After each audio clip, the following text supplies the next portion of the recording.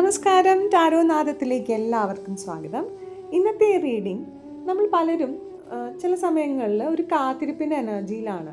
ആ കാത്തിരിപ്പിനുള്ള ഒരു ക്ലാരിറ്റിയാണ് ഇന്നത്തെ ഒരു റീഡിങ്ങിലൂടെ നമുക്ക് ലഭിക്കുന്നത്.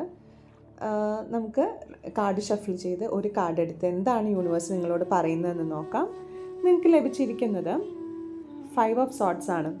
ഈ കാർഡ് കാണുമ്പോൾ നമുക്ക് തോന്നുന്നത് ഒരു ജയത്തെയാണ്. ഒരാൾ എന്തോ നേടി നിൽക്കുന്നു, പക്ഷേ ഇത് കാണിക്കുന്നത് ഒരു ഡ്രെയിനിങ് സിറ്റുവേഷനാണ്. നമ്മളൊക്കെ കാത്തിരുന്ന് ഉരുകുക എന്നൊക്കെ പറയില്ലേ?